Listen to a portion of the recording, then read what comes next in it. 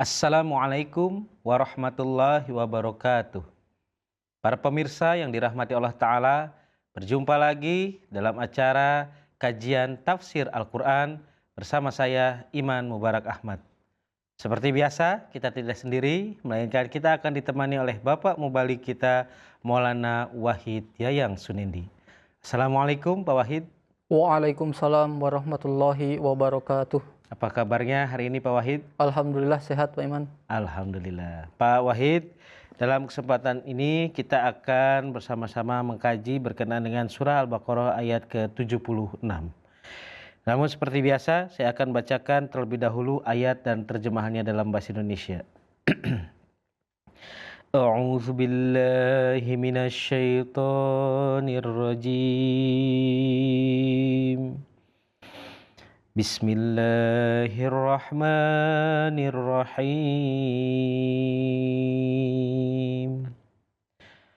Afatatma'una an yu'minu lakum wa qad kana fariqum minhum yasma'una kalamallahi thumma yuharrifunahu min ba'di ma aqaluhu wa hum ya'lamun.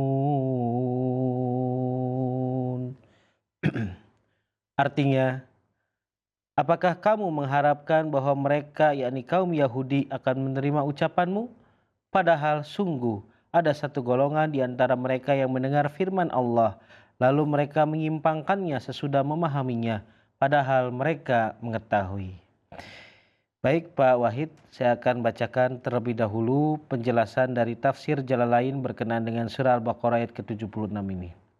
Di dalam tafsir Jalalain tertulis bahwa apakah masih kamu harapkan hai orang beriman bahwa mereka akan beriman, yakni orang-orang Yahudi itu kepadamu, sedangkan sebagian atau satu golongan di antara mereka, yakni pendeta-pendeta mereka mendengar firman Allah Ta'ala, yaitu Taurat, lalu mengubahnya setelah mereka memahaminya, padahal mereka mengetahui bahwa sebenarnya mereka mengada-ada. Pertanyaan di sini berarti sanggahan terhadap orang-orang beriman, hingga berarti tak usah kamu harapkan mereka akan beriman, karena dulu mereka juga sudah kafir. Nah, ini Pak Wahid berkenaan dengan ayat ini dari tafsir Jalalain. Selanjutnya saya akan persilakan kepada Pak Wahid untuk menjelaskan ayat ini menurut pandangan Hazrat Muslim Maud radhiyallahu anhu, khalifah kita tercinta dari tafsir Kabir. Silakan Pak Wahid. Jazakumullah. Bismillahirrahmanirrahim. Seperti biasa, Huzur Hazrat Khalifatul Masih As-Sani radhiyallahu anhu, sebelum beliau menjelaskan sebuah ayat selalu didahului dengan penjelasan mufradat yang dipakai dalam ayat ini. Dalam kesempatan ini saya akan menjelaskan potongan ayat afatat ma'una ayu'minu lakum.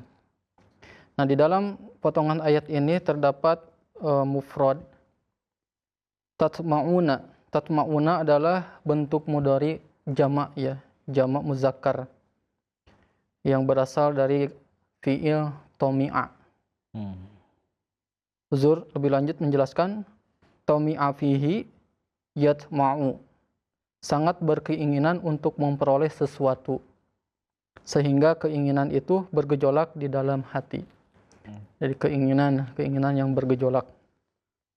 Kemudian di dalam mufradat dijelaskan bahwa at-tam'u adalah nuzu'un nafsi ila syai'i syahwatan lahu, yang berarti kecenderungan jiwa yang sangat kuat terhadap sesuatu untuk mendapatkannya. Keinginan atau kecenderungan yang sangat kuat untuk mendapatkan sesuatu. Selain itu, Huzur pun menyampaikan tomi'a fihi wa bihi, yaitu sangat menginginkan sesuatu dan berharap untuk mendapatkannya. Tomi'a itu berarti berharap, kemudian berkeinginan. At-tam'u adalah diddul ya'si, yang berarti lawan dari keputusasaan. Jadi tomi'a juga memiliki arti harapan. Tadi ya ada harapan, kemudian keinginan. Oleh karena itu, Huzur menjelaskan di dalam kata afatat ma'una dapat diartikan sebagai ada dua arti. Yang pertama, apakah kalian berharap? Kemudian yang kedua, apakah kalian berkeinginan? Selanjutnya, mufrodat yang selanjutnya, ayu minu lakum. Ini berasal dari kata yu'minu. Yu'minu itu adalah kalimat yang sempurnanya atau kata yang sempurnanya adalah yu'minuna. Ada huruf nun di belakangnya. Kemudian huruf nun ini dihilangkan karena didahului oleh huruf an sebelumnya. An yu'minu. Tetapi kalau misalkan tidak ada an-nya berarti yu'minuna. Sehingga menjadi yu'minu. Ini adalah bentuk mudhari jamak muzakkar gaib yang berasal dari masdar atau fi'il amana. Huzur lebih lanjut menjelaskan, amana lahu berarti wa khodo'a in qoda, yaitu tunduk dan patuh kepada sesuatu. Amana bihi berarti soddaqohu, yakni menganggapnya benar.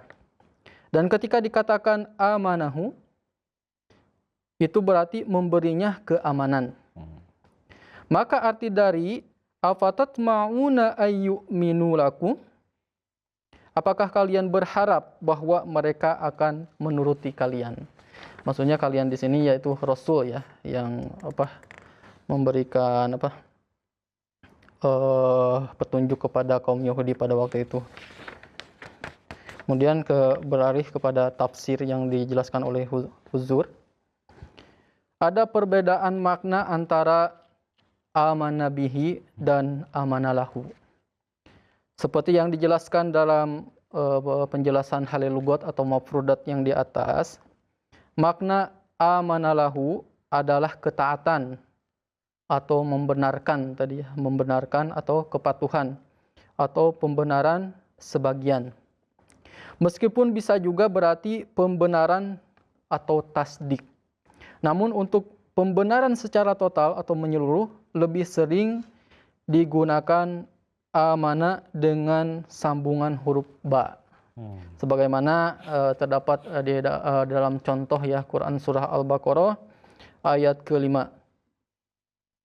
Waladina yu'minuna bima unzila ilaika wa ma unzila min qablik wabil akhirati hum yuqinun. Nah, di situ ada yu'minuna bima. Yu'minu, kemudian ada huruf ba-nya, yu'minuna bima. Nah, ini lebih sering diartikan sebagai kepatuhan atau ketaatan yang secara total. Tetapi tadi amanalahu ya, yang amanah disambungkan dengan huruf lam ini kepatuhannya itu hanya sebagian saja, artinya tidak secara total. Nah, di dalam Al-Qur'an kata amana atau amanu jika memiliki sambungan hanya menggunakan dua huruf sambung ba dan lam, sebagaimana tadi dijelaskan, sambungan dengan ba muncul sekitar 230 kali. Sedangkan sambungan dengan lam selain ayat ini muncul di 3 tempat lainnya. Namun dimanapun sambungan lam digunakan maka ketaatan dan kepatuhan lebih kuat. Contoh di dalam surah Yunus ya. Di dalam surah Yunus ayat ke-84. Fama amana li Musa illa durriyatum min qaumihi ala khaufim min fir'auna wa malaibihim ayyaftinahum. Maka tidak ada yang beriman kepada Musa kecuali segelintir keturunan dari kaumnya. Mereka takut akan siksaan Fir'aun dan para pembesarnya. Ini menunjukkan bahwa meskipun banyak Bani Israel yang beriman dalam hati, hanya sedikit yang patuh dan taat kepada perintah Musa karena takut kepada Fir'aun. Jadi ketaatannya hanya separuh saja ya. Tadi ya ketika amanah disambungkan dengan huruf lam ya. Artinya ketaatannya atau kepatuhannya itu hanya separuh saja. Tetapi kalau amanah disambungkan dengan huruf ba, artinya kepatuhannya itu total. Bagaimana tadi dijelaskan di dalam surah Al-Baqarah ya. Kemudian contoh lain dalam surah Toha, Fir'aun berkata kepada penyihir, "Amantum lahu qabla an adana lakum?" Di dalam surah Toha ayat ke-72, "Apakah kalian beriman kepadanya sebelum aku mengizinkan kalian?" Ayat serupa juga ada di dalam Quran surat Asy-Syura ya. Jadi ini di dalam contoh ini Fir'aun ini tidak memperdulikan berkenaan dengan keimanan, akan tetapi memperdulikan kepatuhan terhadap politik yang dikhawatirkan itu ya. Kaumnya itu lebih patuh kepada Musa dibandingkan patuh kepadanya. Tapi bukan dalam hal keimanan, tetapi ketaatan ya, ketaatan atau kepatuhan. Jadi berdasarkan penggunaan dalam Al-Quran, kata amanah dengan sambungan ba digunakan untuk keimanan, iman secara umum, sedangkan amanah dengan sambungan lam digunakan untuk kepatuhan atau menerima suatu perintah. Jadi amanah disambungkan dengan huruf ba itu beriman secara umum, secara total ya. Tetapi kalau amanah disambungkan dengan huruf lam ini hanya tadi ya kepatuhan saja, kepatuhan, dan hanya sebagiannya saja, tidak secara total.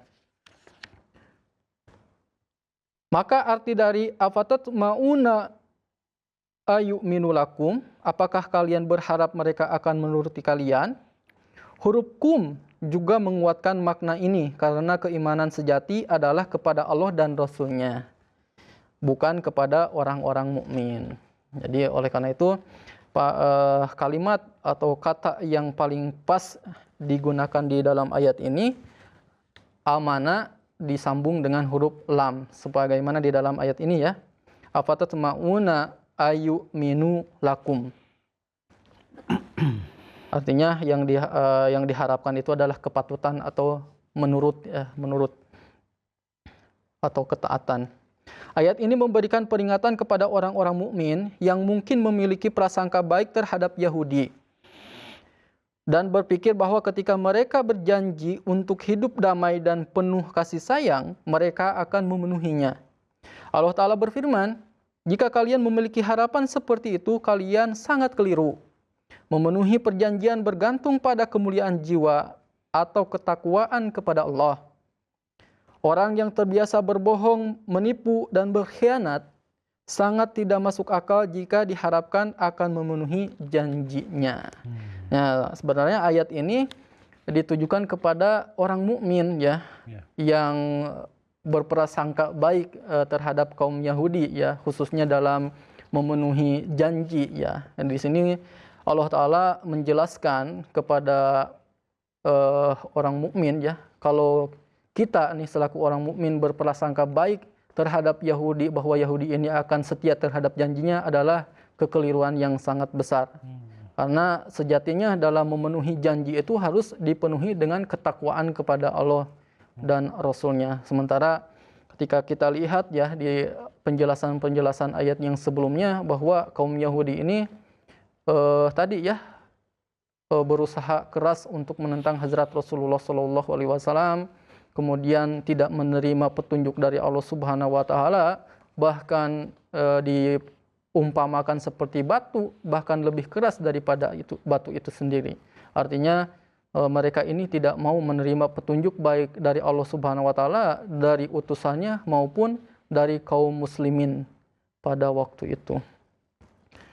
Allah memperingatkan orang mukmin untuk melihat perilaku orang-orang Yahudi, bagaimana mereka terbiasa berbohong dan menipu. Perilaku ini adalah bukti bahwa mereka tidak akan dapat dipercaya, khususnya dalam memenuhi janji.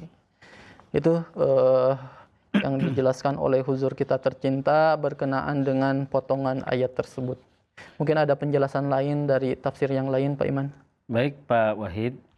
Di sini saya juga akan mencoba membacakan beberapa poin yang saya catat dari tafsir Ibnu Katsir, di mana di dalamnya Ibnu Katsir menjelaskan berkenaan dengan ayat ini dari penjelasan beberapa ulama Islam terkemuka.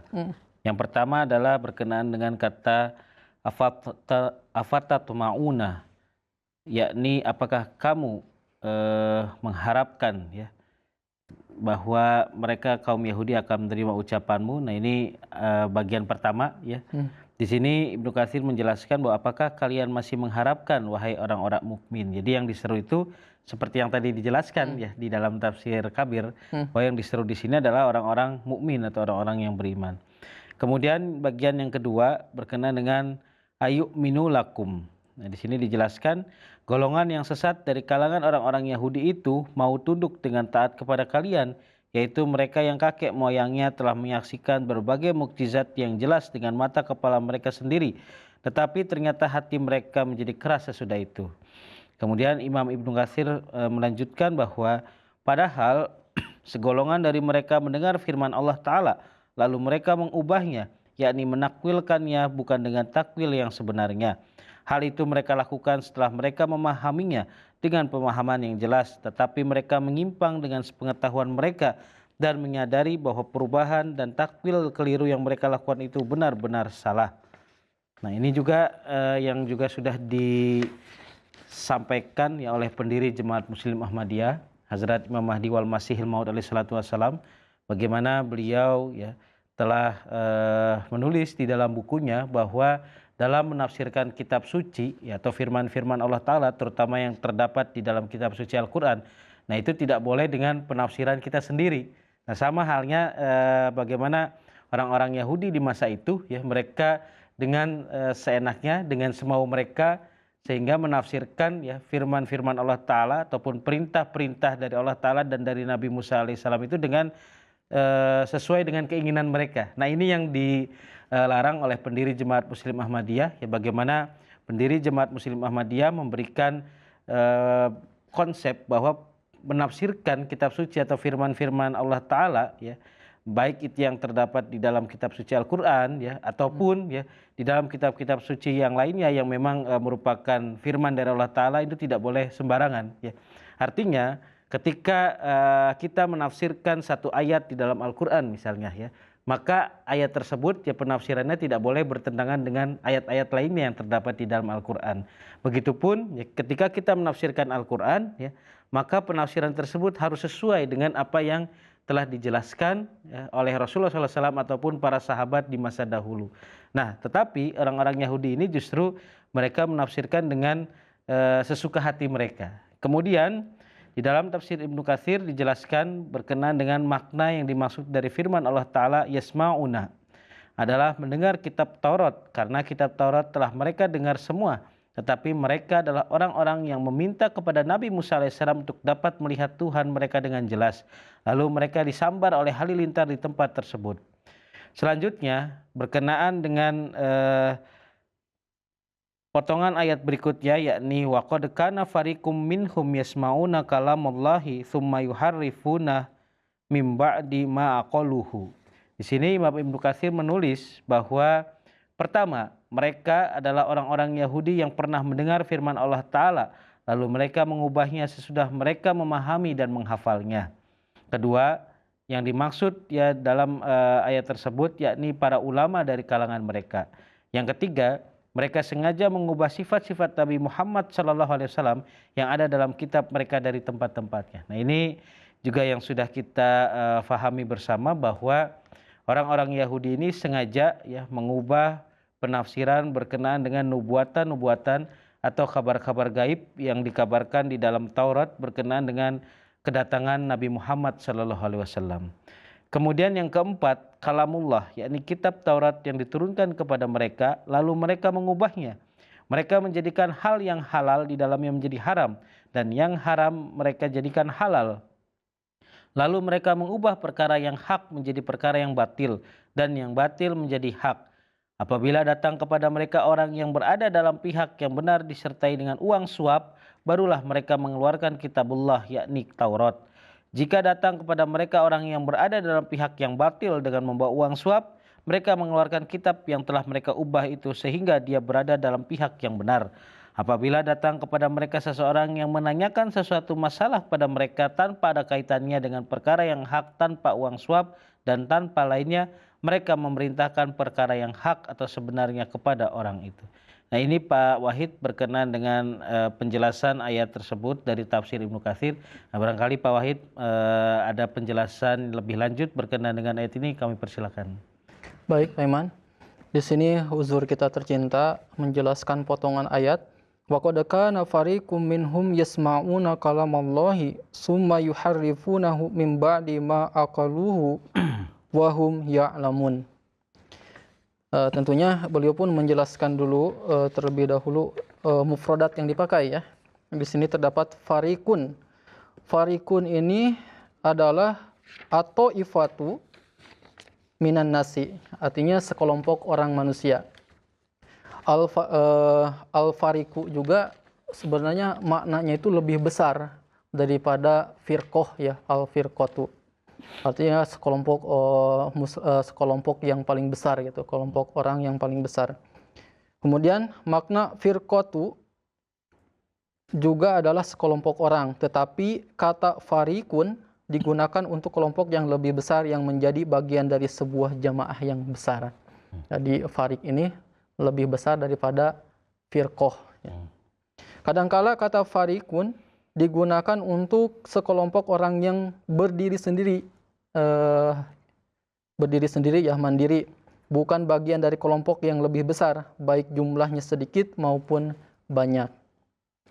Kemudian mufrad yuharrifunahu. Yuharrifunahu adalah bentuk mudhari muzakkar gaib dari kata dasar atau fiil harrofa. Artinya harrofa itu berarti mengubah sesuatu dari keadaan aslinya. Harofal kalama berarti an goirahu an mawadi'ahi, yaitu mengubah kata-kata dari tempatnya yang seharusnya. Jadi yuharifunahu artinya merubah yang aslinya menjadi yang lain gitu. Kemudian Imam Raghib menulis, ta'riful kalami an taj'alahu ala harfin minal ihtimali yumkinu hamluhu alal wajhain. Mengubah perkataan ta'riful kalam adalah menjadikannya memiliki dua kemungkinan makna sehingga menjadi ambigu, sehingga pembaca atau pendengar tidak dapat memahami makna yang aslinya. Selanjutnya kita melanjutkan kepada penjelasan yang dijelaskan oleh huzur kita tercinta. Jadi beliau mengartikan potongan ayat ini, dan sungguh ada segolongan dari mereka yang mendengar kalam Allah, kemudian mereka mengubahnya setelah mereka memahaminya, padahal mereka mengetahui. Artinya sebagian dari mereka Yahudi mendengar kalam Allah atau firman Allah, namun kemudian mereka mengubahnya. Tahrif, pengubahan adalah perbuatan buruk. Namun jika seseorang mengubah kalam karena ia tidak memahaminya atau salah mengucapkannya secara tidak sengaja, itu menunjukkan ketidakmampuan atau kekhilafan, bukan niat jahat. Namun Allah Ta'ala berfirman, ada dua alasan ini tidak berlaku untuk orang Yahudi. Mereka memahami makna asli kalam Allah, lalu mengubahnya secara sengaja dan mengetahui apa yang mereka lakukan. Sebagaimana tadi yang dijelaskan di tafsir yang sebelumnya, di tafsir yang lain ya, bahwa kebiasaan orang Yahudi itu selalu menafsirkan kalam Allah ini dengan keinginan mereka sendiri ya. Di sini huzur menjelaskan bahwa kebiasaan orang Yahudi itu mengubah atau tahrif ya, disebutnya tahrif, mengubah makna yang aslinya menjadi makna yang lain. Dan ini kebiasaan orang-orang Yahudi menafsirkan firman Allah atau kalam Allah dengan makna yang bukan sebenarnya. Huzur pun menjelaskan dalam menafsirkan itu kalau misalkan kita tidak tahu, itu diperbolehkan karena itu dianggap ketidakmampuan atau kehilapan.